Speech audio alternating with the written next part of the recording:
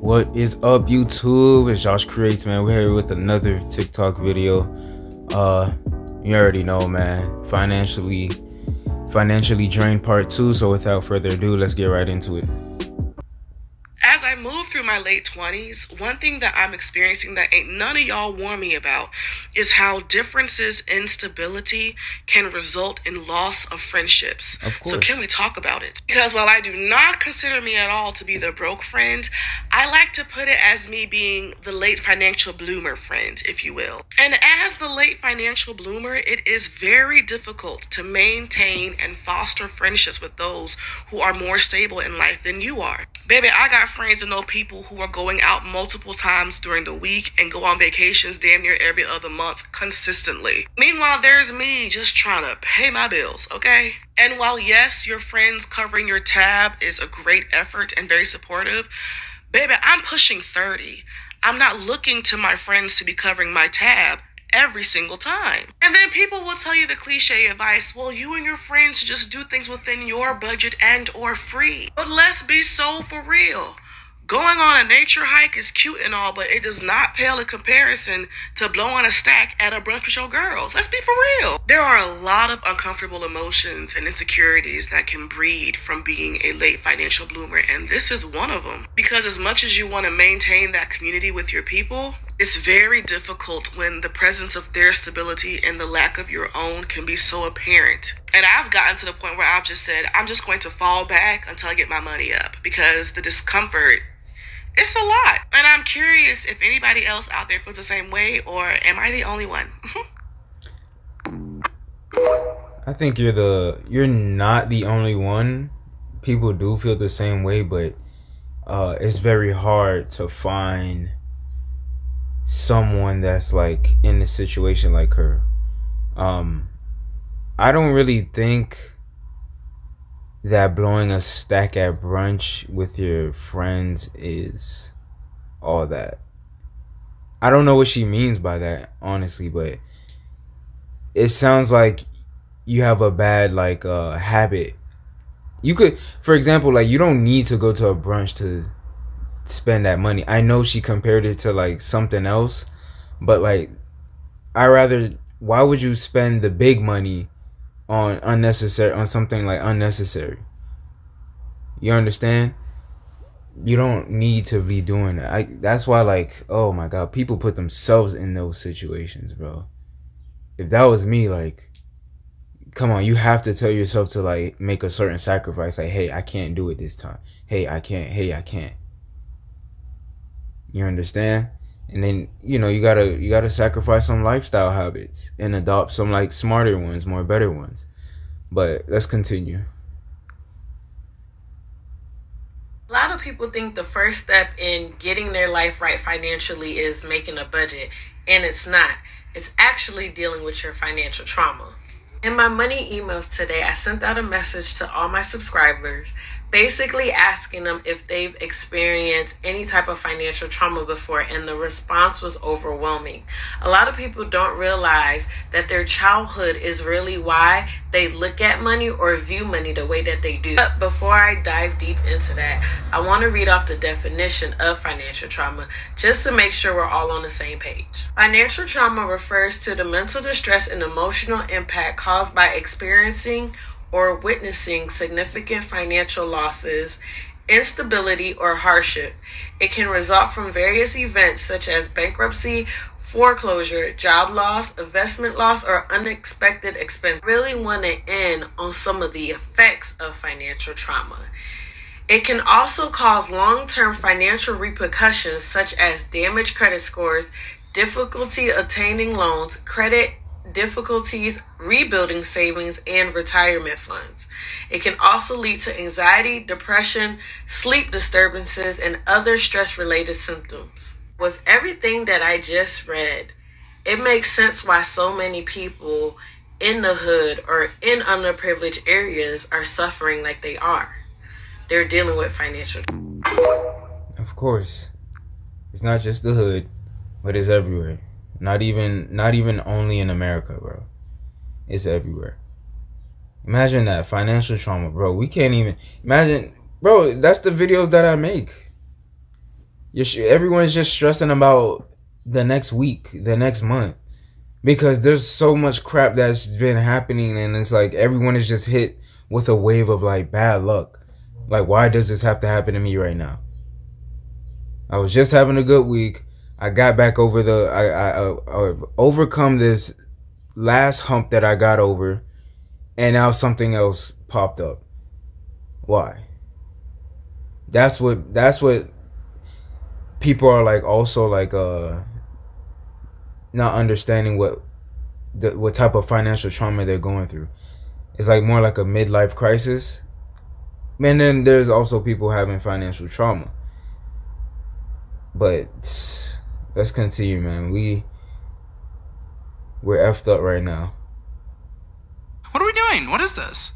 I've tried like my best to build up savings, but I can't do it to save my life. Like, I can't. I'm trying. Okay. But let me guess, you're not budgeting. No, I'm not. And I don't want to make excuses here. I don't. Well, it's good to know the reason why. You're not saying it's excusable because of the reason why. It's not. It's the. But what's the reason why? What were you gonna say? I get so much anxiety over numbers and everything. God, I don't want to cry. It's okay. It's okay to cry. The overwhelming nature of financial situations and everything like that built up anxiety and these emotions, and it's beyond natural. You know, the position you're in. So it's okay. So what's the underlying anxiety around the numbers? Could you speak to that more? I'm just scared to look at them and how much is going to affect me, and I'm trying very hard to like bring up cohesive thoughts right now. I'm sorry. Okay. It's really okay. It's just whenever I moved out of my apartment with my sister, I was living on my own, and I was doing my best to budget, and you know, those habits right there, they were the same thing back then. Like, and I tried budgeting, I tried like putting in savings, but I kept making stupid decisions. And again, it's not an excuse. Again, it's just I was struggling so hard with my mental health. You're not excusing yourself. It's okay. You're giving us valid reasons. It's okay. What are your mental health struggles? I am diagnosed with bipolar 2 disorder. Okay. Back then, I thought I had just depression. I was diagnosed with depression when I was 14. I went to a psychiatric hospital for a week, and recently I got medicated to handle my bipolar disorder, and whenever I started taking medication again, it was like taking blinders off a horse. I never knew how much it affected me. Oh, yeah. Like you saw how many charge-offs I have on there. It's so terrible, the position I put myself in, because COVID, whenever I mentioned that I was going to school for film. Whenever COVID hit, I was in the middle of my internship, and then they told me, hey, because of COVID and liability reasons, we can't have you going back in the office. And that was my last credit to graduate. And I gave up on it. Yeah. And that's where just everything fell apart. Like, I was barely touching my classes. I just fell apart on my grades, and I just fell apart on my money handling, because I just kept going deeper into a hole mentally and financially that I didn't realize was affecting me, because I kept getting more and more depressed, and I thought, oh, maybe it's just because I'm working too hard. I'm working too much overtime. It was one factor, but in the back of my mind, I just keep pushing the back of my mind, and I don't realize how much it affects me. And that's why I want to be better today, because, like I said, taking the blinders off the horse, I don't want to be in this position anymore. Like, I just really don't. Man, we all don't, man. We all don't. But like he said, I don't know if you guys were paying attention. I can't really say the word on YouTube, but it's the C and then the 19. You already know it all happened in I guess 2019 and 2020. After that, that's when the world changed. Everything. Some people seen success. Most people seen like, oh my God, downhill. It just went downhill. Midlife crisis for everyone after those years. And things just never been the same. Jobs never been the same. Money's never been. Life in general has never been the same. That's why I make these videos, inflation videos, like what's been going on ever since, like, you know, the C19 came and, you know, changed the whole world. Like literally not just America, like the whole world. And who knows how it's gonna be after. Will it be better? Will things go back to normal? Which I don't even think so, bro. My mindset and my actions that I'm taking towards like life right now is to prepare for the better. For example, I am not gonna spend money on like materialistic things. I'm not gonna spend money. No. If I have a midlife crisis, dog, I'll feel so guilty. Like, man, I could have used that money for like something else. Like literally just had a problem with my car, fixed the problem, problem still there, fixed the other side of the problem on my car, problem still there. Like, I'm giving up on that on my car. And sometimes it's okay to adjust and start new and start fresh, you know. But make sure when you're going through that midlife crisis, you're also backed up with like a plan B. You have extra savings. You have people around you that can help you with anything. Like, so much. It's so much, bro. Like, no one really has the time to like think about like living life. Like, for example, I know I went on a cruise, but honestly, I did not use YouTube money. I did not use I did use my work money to go on a cruise, but it was like forced. It was a forced invitation, I'll say. And it was so random. I had other plans for the summer, then that cruise invitation came up, and I was like, you know what? Let me just go ahead. And sometimes, dog, if you're a believer in God, you just gotta let go and let God, and you never know like what He has in store for you. Let's continue though. Bro, financial trauma is so real. If you never heard about financial trauma is basically having money now, but being traumatized from being broke at one point. Yep. And you still got the mindset of somebody that's broke and poor.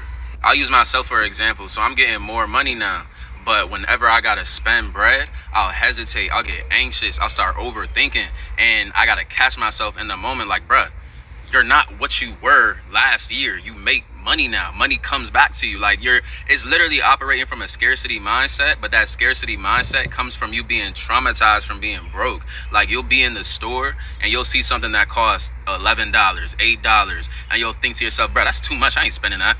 But it's really not that much money.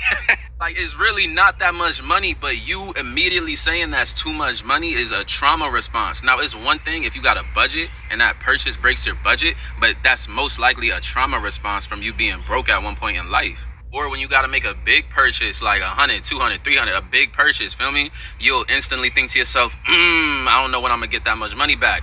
You do know. You're just thinking from who you used to be, and you don't think money comes to you as easily.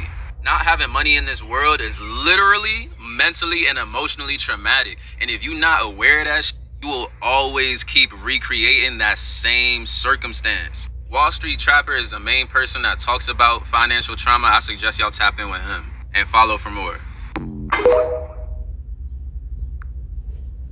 Alright guys, that is it for this video. I don't know if you guys really followed that guy that he mentioned, Wall Street Trapper. A lot of people saying like what he says makes sense. They don't really like him. Everybody has their woes and foes about people. But anyways guys, that is it for the video. Yes, I'm yawning. I'm doing this video early in the morning. Early bird gets the worm, right? You gotta stay motivated and optimistic. But yeah, this is a part 2 to the last video, financially financially drained. Dog, aren't we all? But that trauma, that financial trauma subject that at least like 3 people spoke upon is actually true. And I think that's what like majority of us is going through, and we'll see more of that this upcoming like during the last years of 2024. So much, where like people are already going through like midlife crisis right now. Imagine like now during the holidays, dog. You really think Bro, it's gonna get scary, bro, especially towards this election. And oh my gosh, bro, you already seen what happened, bro. Second attempt on Trump. Crazy. But I'll save that for like another video. So that's it for this video. Don't forget to like, comment, share, and subscribe. My name is Josh Creates, and needless to say, everything will be okay. My name is Josh Creates once again. I'm out.